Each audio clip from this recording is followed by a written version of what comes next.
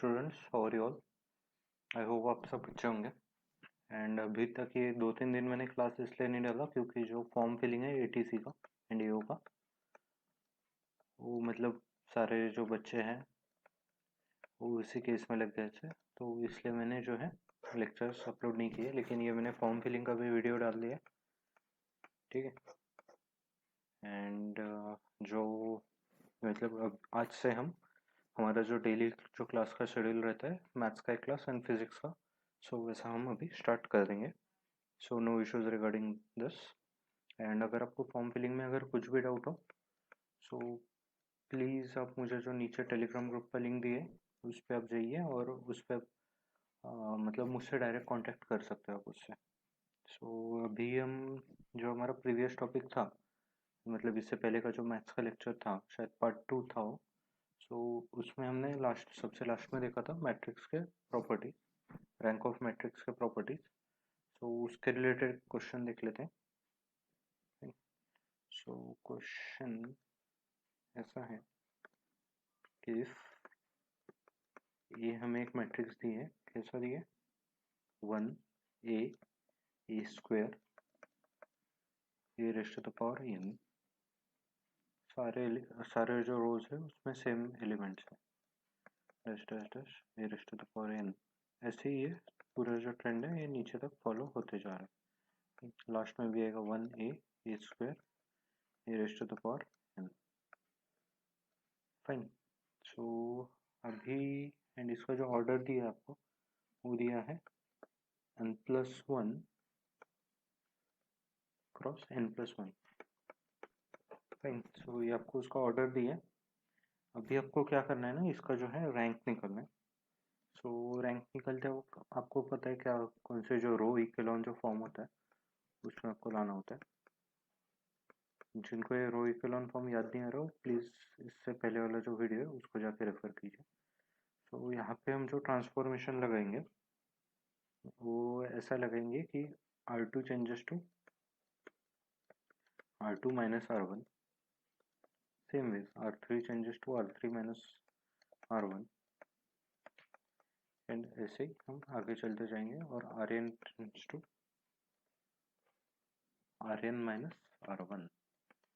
Fine student. So ये transformation जब हम लगा देंगे, मतलब आपको समझ रहा है ना कि R2 changes to R2 minus R1, मतलब जो R2 है उसमें से R1 माइनस होके जो कुछ आएगा वो हम नीचे लिख देंगे, ऐसे ही हर रो के लिए। सो हमारा जो फाइनल मैट्रिक्स बन जाएगा वो कैसा रहेगा, फर्स्ट रो को हम कुछ अप्लाई नहीं कर रहे हैं तो इसलिए ऐसा रहेगा n। सेकंड में से हम फर्स्ट रो माइनस कर रहे हैं, आप देख सकते हैं दोनों रोज और मतलब पूरा सेम है, so 1 minus the other will be equal to 0। And ऐसे ही सारे जो रोज हैं नीचे तक वो सभी सेम है, तो इसलिए वो सभी क्या होते जाएंगे, 0 होते जाएंगे। फाइन। यहाँ पे भी 0 0 0 0। Fine students. सो ये ऐसा था। सो आप ये देख सकते हैं रो इक्विवेलेंट फॉर्म में आ गया, और यहाँ से आप देख सकते हैं कि only one non zero row is present, one non zero row present. So rank of matrix क्या हो जाएगा, रैंक ऑफ ए, इसको हम ऐसे भी लिख सकते हैं r of a will be equal to क्या, 1। फाइन। सो आई होप यहाँ तक आप सबको क्लियर हो गया होगा। सो अभी हम इसके अगला जो नेक्स्ट टॉपिक है उसको देखते हैं, जो कि linearly dependent and independent vector, ठीक है। उसको हम बोल सकते हैं linearly dependent and independent vector. तो इसका जो शॉर्ट फॉर्म है वो मैं आपको बताने वाला हूँ। एंड ये जो है ये बहुत सारे लोगों को टफ लगता है, लेकिन ये बहुत आसान टॉपिक है और मैं आपको आसान करके बताऊंगा कि कैसे आसान है। फाइन। सो सबसे पहले जो एल, इसका आप एब्रिएशन देखिए, ये एल डी बन जाता है, मतलब लीनियरली डिपेंडेंट, और ये बन जाएगा लीनियरली इंडिपेंडेंट, मतलब एल आई। सो ये आपको भूलना नहीं है, ये दोनों जो एब्रिएशन है ये आपको याद रखने हैं। कभी कभी मैं L D L I direct बोल दिया करूँगा, तो आपको जो है उतना गेस लगा के आपको कम करना है उसके बारे में। Fine.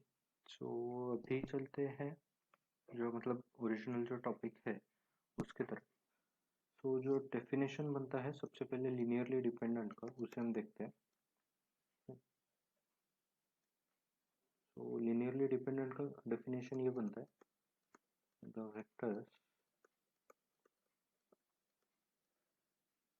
x1, x2, x dash up to xn are said to be linearly dependent, मतलब LD,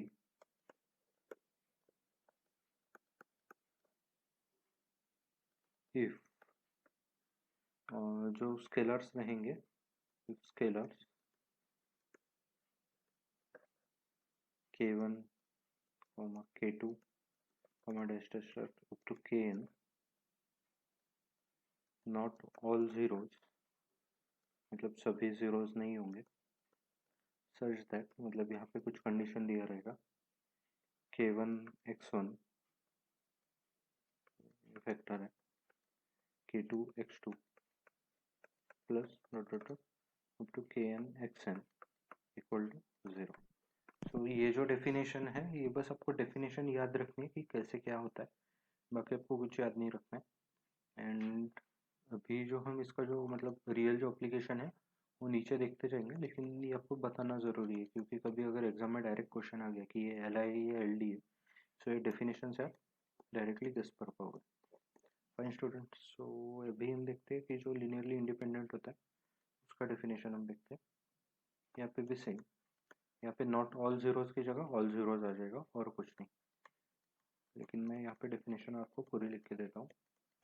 x1 x2 dot dot dot xn are set to be li, मतलब linearly independent, if scalars k1 k2 dot dot dot up to kn are all zeros, fine, such that ये condition फिर से same, k1 x1 plus k2 x2 plus dot dot dot plus kn xn equal to 0। तो ये जो है यहाँ पे सिर्फ नॉट ऑल जीरो और ऑल जीरो का जो डिफरेंस है, ये एक डिफरेंस आता है। तो ये जो दोनों है ना, इसमें सिर्फ जो नॉट ऑल जीरोस और ऑल जीरोस, इन दोनों का ही सिर्फ डिफरेंस आता है। ऐसा मत समझिए कि दोनों डेफिनेशन सेम है, ऐसा नहीं है। तो इसके बारे में जो बाकी के डिटेल्स है वो हम अभी नीचे देखते हैं। राइट, सो अगर आपको मतलब ऐसे नंबर ऑफ वेक्टर्स दिए है, मतलब आपको इक्वेशन दिए है कि 5x1 plus 10x2 equal to something, मतलब 0 अगर दिया है, और ऐसे नंबर ऑफ इक्वेशंस अगर आपको दिए है और आपको इनका सॉल्यूशन अगर फाइंड आउट करना होगा, तो उस केस में कैसे फाइंड आउट करते हैं वो हम अभी यहाँ से पढ़ सकते हैं। सो इसके लिए ये जो मैट्रिक्स बनेगा, ये वाला, जैसे आपको ये मतलब जो वेक्टर टर्म है जो x1 x2 है, इन सबको निकाल देना, और इनका जो मैट्रिक्स बनेगा उसका हमें क्या निकालना है, डिटर्मिनेंट निकालना है। फिर डिटर्मिनेंट, तो फर्स्ट केस क्या आती है, कब लिनियरली डिपेंडेंट कब होता है, जब डिटर्मिनेंट इक्वल टू 0 होगा। डिटर्मिनेंट को वैसे डेट से भी डिनोट करते हैं। सो जो क्या है, जो यहाँ पे सारे जो पेयर ऑफ वेक्टर्स दिए रहेंगे वो रहेंगे vectors are linearly dependent. Fine, LD से आपको समझ जाएगा।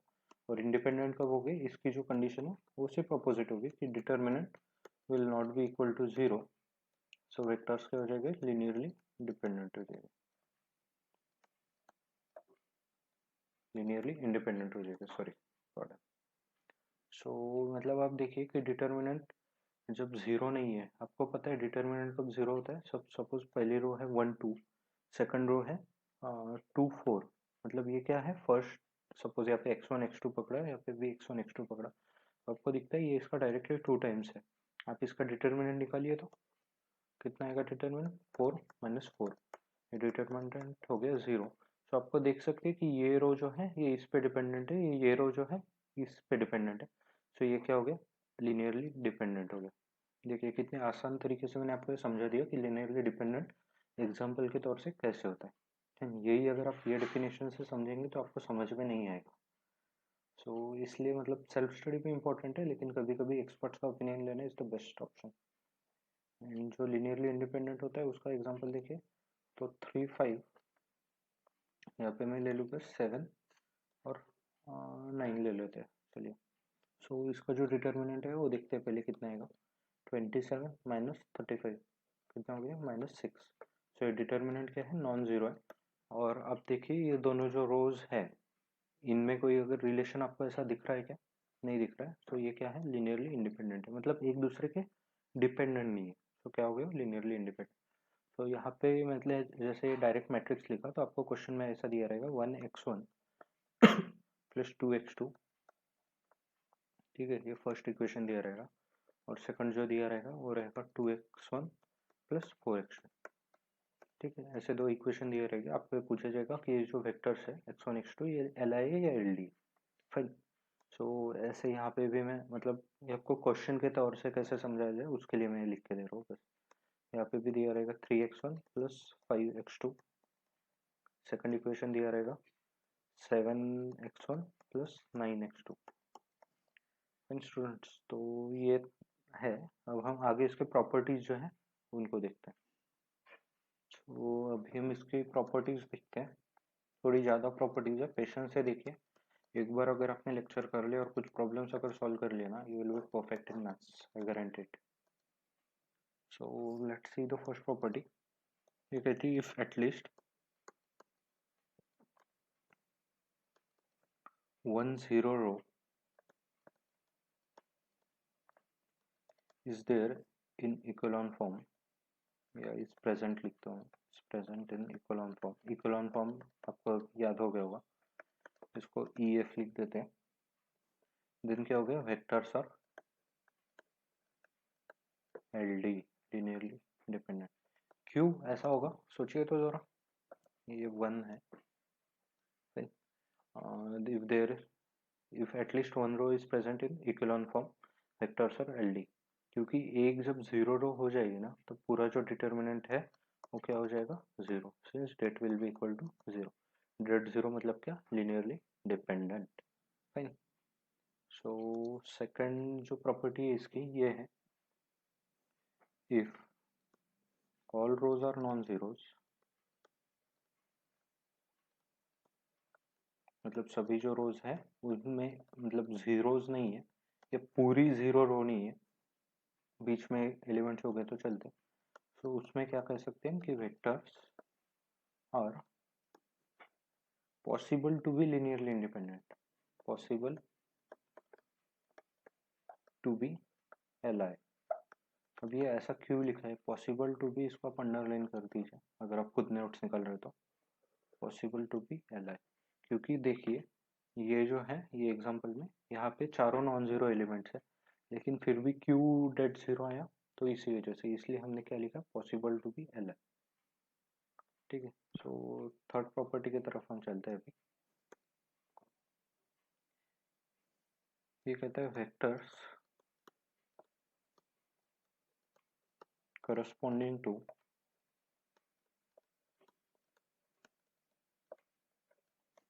non-zero rows are Li।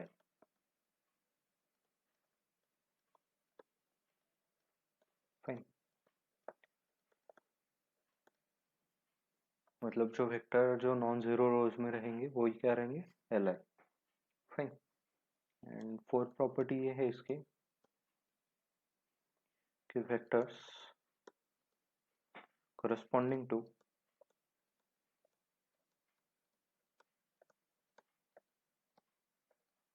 zero rows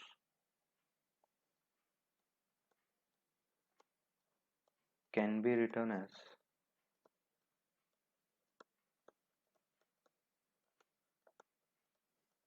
linear combination of vectors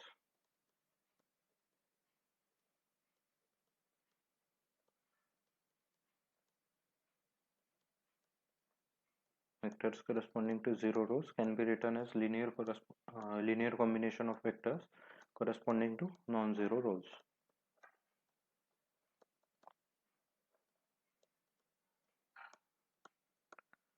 non-zero rows। Fine student, so यहाँ पे क्या बोला गया हमें कि vectors corresponding to zero rows, मतलब जो जीरो रो में जो वेक्टर है उनको कैसे लिख सकते हैं कि linear combination of vector corresponding to non zero rows के टर्म्स में हम जीरो रो को लिख सकते हैं, ऐसा बताएंगे।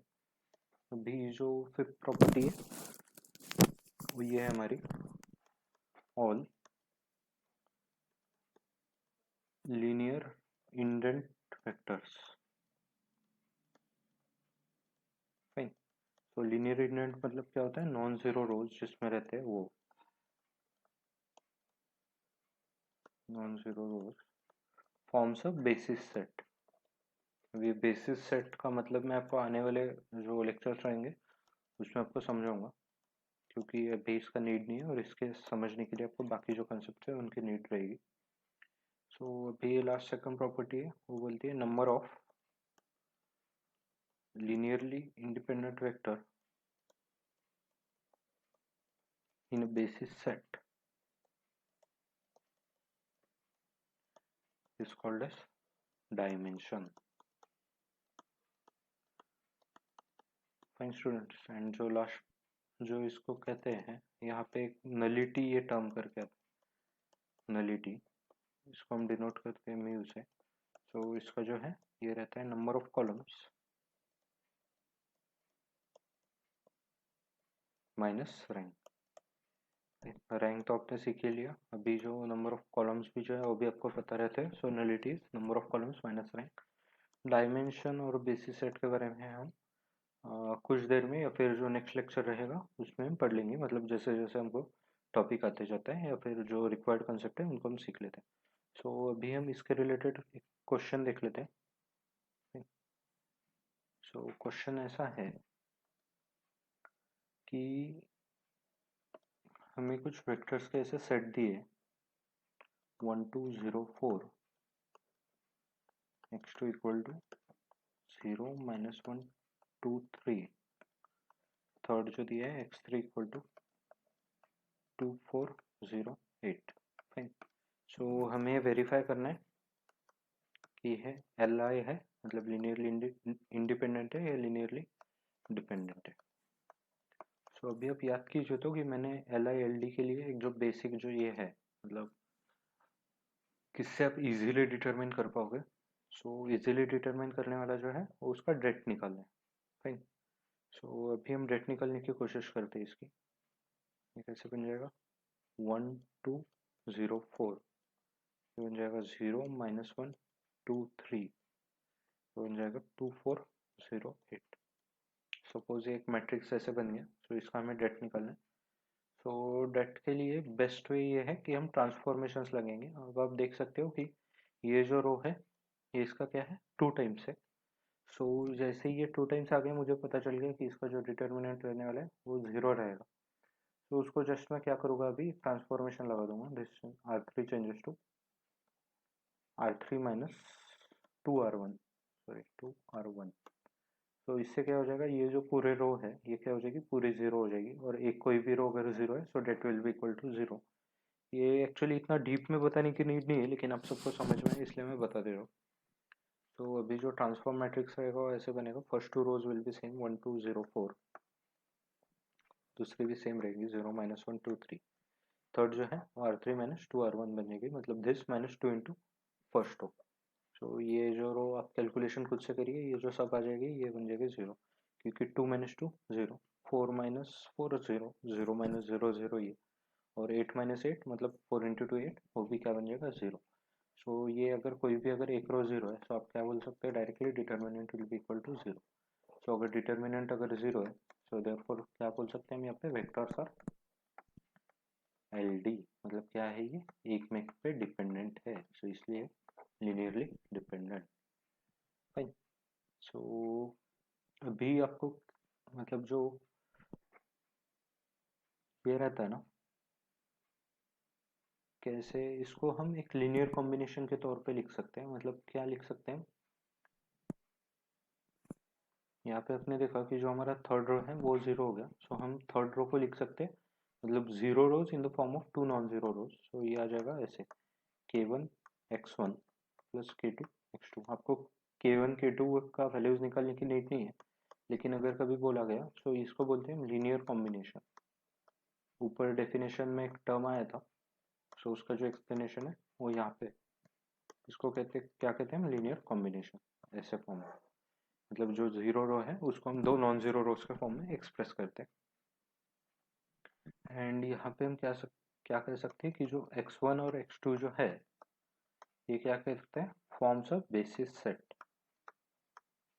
Forms of basis set.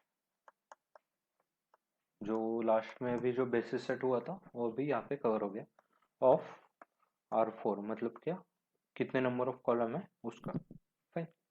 So final अगर हमें जो आंसर्स ऑप्शन में जो दिया रहेगा वो ऐसे रहेगा कि 2408 इक्वल टू K1 इंटू जो x1 है, हम इसी में बस वैल्यू सब्सटीट्यूट कर रहे हैं और कुछ नहीं, 1204 plus K2 into 0-1 2 3।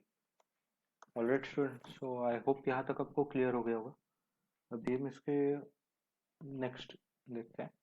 So students अभी हम अगला जो क्वेश्चन है हमारा वो देख ले कि सेम दिए है कि एल आई है या एल डी है, वो आपको देखना है। और बेसिस और डायमेंशन भी जो है L D, sorry L D, वो भी आपको चेक करना है। बेसिस एंड डायमेंशन भी है, वो भी आपको बताना है। फाइन। सो हम अभी क्वेश्चन देखते हैं। ये हमें दिया है 1-2 3, जो x2 हमें दिया गया है वो है 214, एंड जो x3 हमें दिया गया है वो है 0-2 5। फाइन स्टूडेंट, सो अभी हमें चेक करना है कि ये एल आई या एल डी है। सो सबसे पहले हम इसको एक मैट्रिक्स के फॉर्म में लाते हैं। सो ये बन जाएगा फर्स्ट 1-2 3 2 1 4 0 2 5।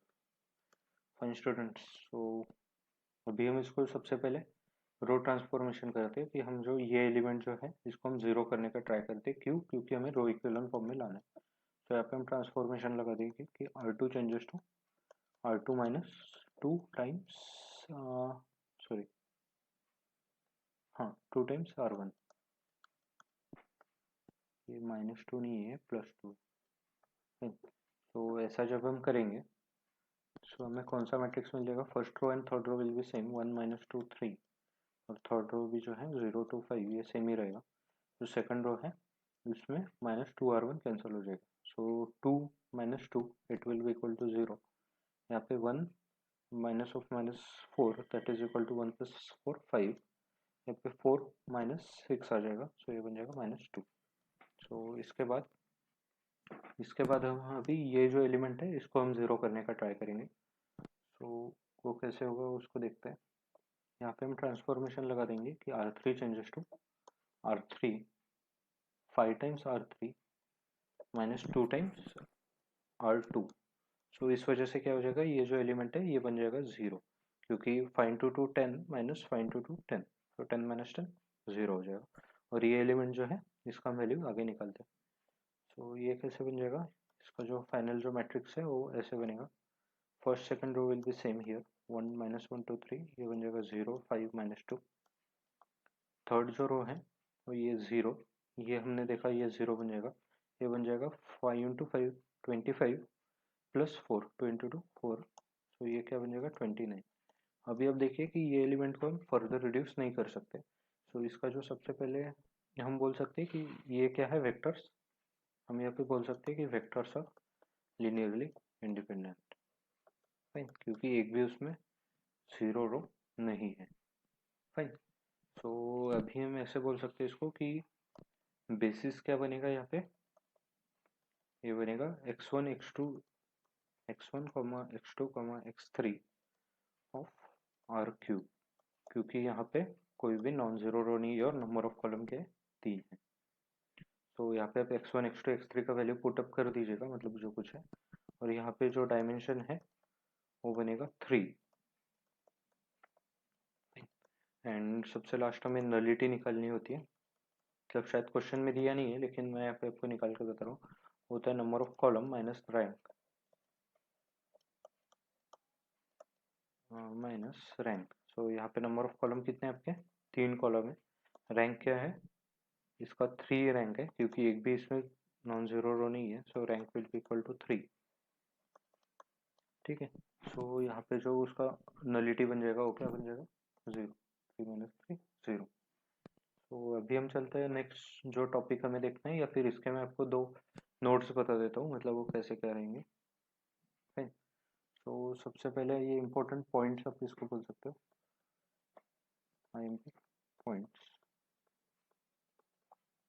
सो ये कैसे बनते हैं ना, सबसे पहला जो रहेगा वो ये है कि any subset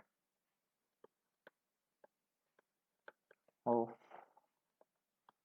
linearly independent set of vectors are also linearly independent। ये मैं एक्सप्लेन नहीं करूंगा, शायद अभी तक मैंने जो एक्सप्लेन किया उसी के बस मैं शॉर्ट पॉइंट्स बता रहा हूँ। अगर इसमें आपको कोई भी डाउट हो तो प्लीज़ टेलीग्राम ग्रुप ज्वाइन कीजिए, वहाँ पे मुझे डाउट पूछिए, वहाँ पे मैं ज़रूर जवाब दे दूंगा। एंड जो नेक्स्ट है वो बोलते हैं कि any subset of linearly dependent set of vectors need not be linearly dependent। इसका भले ही लगे तो मैं आपको एक एग्जांपल यहाँ पे बता देता हूँ, need not be linearly dependent। मतलब हमने जो एग्जांपल देखा था कि 1 2, यहाँ पे हमने क्या देखा था, 2 4 देखा था जब हमें linearly dependent का जब हमने एग्जांपल लिया था। अब मैं यहाँ पे लेता हूँ 5 7। अभी अब देखिए 5 7 का इन दोनों से कुछ रिलेशन है क्या, नहीं, डायरेक्ट डायरेक्ट रिलेशन तो नहीं है ना। तो इसलिए ये क्या बन जाएगा, मतलब ये दो जो सबसेट है, ये पूरा हम इसे कह सकते हैं कि ये जो पूरा जो मैट्रिक्स है ये लिनियरली डिपेंडेंट है, क्योंकि ये 1 2 और 2 4 है। लेकिन ये इनका जो ये सबसेट आएगा 1 2 5 7, ये क्या है, ये एल आई है, क्योंकि इन दोनों में कोई रिलेशन नहीं है। फिर जो 2 4 5 7 है ये भी क्या है, ये एल आई है। राइट। सो आई होप ये सेकंड पॉइंट भी आपको क्लियर हो गया होगा। सो अभी हम चलते हैं जो हमारा नेक्स्ट है कि नेक्स्ट जो टॉपिक आता है कि सॉल्यूशन ऑफ, मतलब अगर आपको लीनियर इक्वेशन का ऐसा सिस्टम दिया है तो उसका सॉल्यूशन कैसे निकालते हैं। So solution of system of linear equation, sorry, system of linear equation. Fine. So अभी इसको हम स्टडी करते हैं। मतलब अगर आपको दिया है कि a11 x1 plus a12 x2 plus ऐसे डॉट डॉट डॉट a1n, मतलब first row nth column xn equal to b1। Fine. So ऐसे ही a12 दिया है, यहाँ पे x2 दिया है। सो ऐसे ही ये सब अगर आपको दिए जाते हैं b2, यहाँ पे क्या आ जाएगा 8, सॉरी यहाँ पे 8 2 2 बनाएगा यहाँ पे, सॉरी। फाइन। सो ऐसे अगर आपको दिए जाते हैं n तक, मतलब a m1 x1 plus a m2 x2 plus a, यहाँ पे mn आएगा और xn आएगा।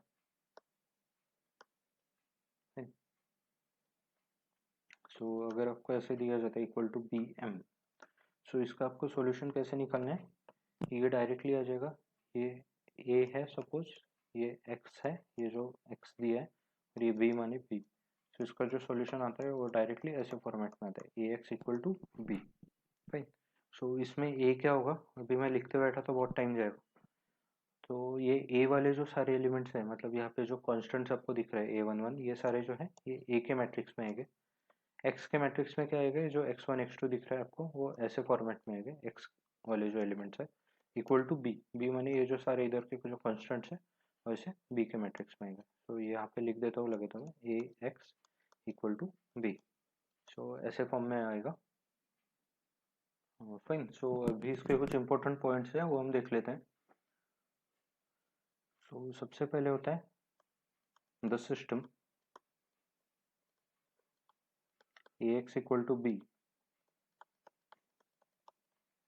हैज अ सॉल्यूशन, मतलब सॉल्यूशन कब रहेगा, इफ कॉलम वेक्टर बी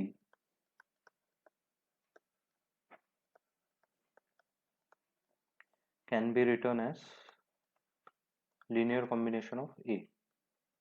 अब आपको लीनियर कॉम्बिनेशन जो है वो तो आपको समझ ही गया होगा, नहीं तो थोड़ा पीछे जाके बैकवर्ड जाके देखिए।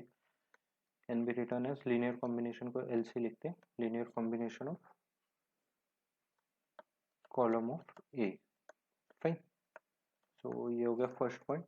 एंड जो सेकंड इम्पोर्टेंट पॉइंट है हमारा, सेकंड एंड लास्ट, वो ये है कि A X equal to B has no solution, मतलब उसको सॉल्यूशन नहीं रहेगा। कब सॉल्यूशन नहीं रहेगा? if b cannot be written as linear combination of column of a, if b cannot be written as मतलब इसके फर्स्ट इसके opposite, linear combination of a। Fine students, तो ये थे कुछ इम्पोर्टेंट। एंड जो लास्ट आता है वो ऐसा है कि अगर b अगर जीरो है, suppose b equal to zero, so ये क्या आ जाएगा, A X equal to zero आ जाएगा। इसको हम कहते हैं होमोजीनियस सिस्टम। ये कुछ कुछ लोगों को अभी याद आ रहा होगा जो बचपन में सीखा था, homogeneous non homogeneous. Homogeneous system. And जो अगर b is not equal to zero अगर सपोज है, मतलब क्या आ जाएगा वहाँ पे A X equal to B अगर आ जाएगा, तो ये क्या बन जाता है, नॉन होमोजीनियस सिस्टम।